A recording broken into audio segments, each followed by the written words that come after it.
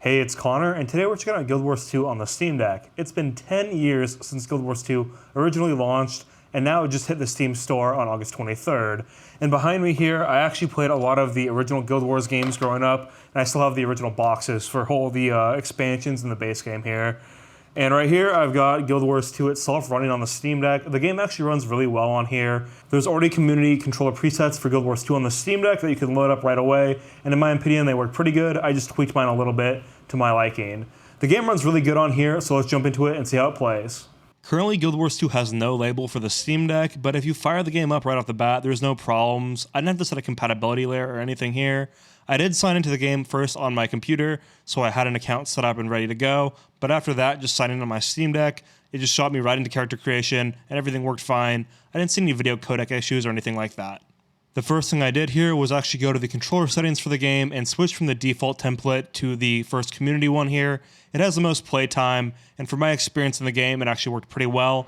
There is one change I made pretty quick here to this controller layout, and that is regards to the camera. In Guild Wars 2, to rotate the camera, you hold down on the right mouse button and then move the mouse.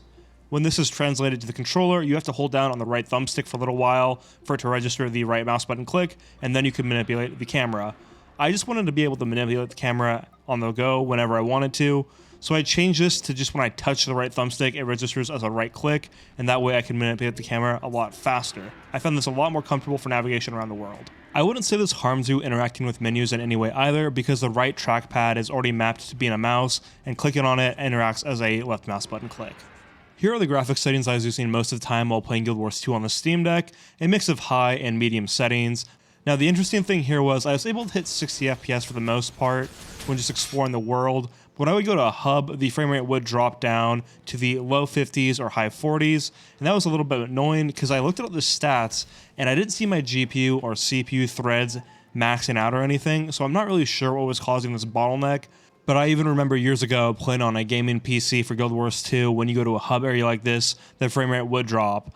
I thought this was CPU related because I remember this game being very CPU demanding, but if we look at our CPU threads here in a demanding area with a lot of NPCs or people, the CPUs aren't really hitting the max usage here, so I'm not really sure what's happening. Maybe it's an optimization problem. That being said, if you lock this one down to 40 FPS on the go, maybe even 45 FPS, you'll get a very consistent experience, even at the hub areas. There are some stutters that I encountered, but this is mostly when I was switching the shader settings, and I think the shaders were just compiling really quick while I was doing that, or going into a new area. So overall, a pretty consistent frame time experience.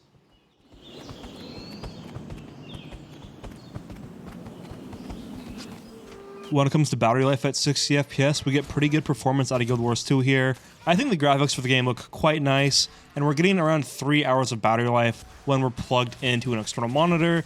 This will probably be a little bit lower if you're actually playing on your handheld instead of on an external display. When locking things down to 30 FPS here on my capture card, as it can't capture 40 FPS footage, we saw a pretty good battery life improvement. On a full charge, you'd probably get around 4 hours of battery life. And if we look at the wattage used by our CPU and GPU, it's very low here. You could probably play around with limiting this to get even better performance for your battery. Overall, I'm very impressed with how Guild Wars 2 plays on the Steam Deck. This community layout is really good, and I was actually super comfortable playing the game on the go. I was actually surprised about how natural it felt playing a game like this in a handheld fashion. I have a lot of nostalgia for the Guild Wars franchise, as my sister and I played the original and its expansions a lot growing up, with just the two of us and our friends online. Guild Wars 2 I didn't play as much when it came out 10 years ago, but I'd still play it a fair bit, and my sister goes back and plays it pretty frequently still. As I understand it, Guild Wars 2 has a pretty diehard fan base, but I'm interested to see if the release on Steam brings more players to the game than there has been there for a while. Certainly for the PvE elements of the game, the Steam Deck is a very appealing place to play this one on the go. Maybe just throw something on the TV and then play on the couch while you're grinding out some sessions. That about wraps it up here for my Guild Wars 2 coverage on the Steam Deck. This one's a little bit faster than I normally do, but I really just wanted to see how the game ran on the Steam Deck. If you want more game analysis and guides for the Steam Deck, consider checking out my channel. I've got a lot of videos over there relating to that, but I also want to go back and check out games like the original Guild Wars trilogy and replay them today and see how I feel about them and write video essays covering them. I haven't got around to that yet, but know that that is in the works. Other than that, have a good day, everybody.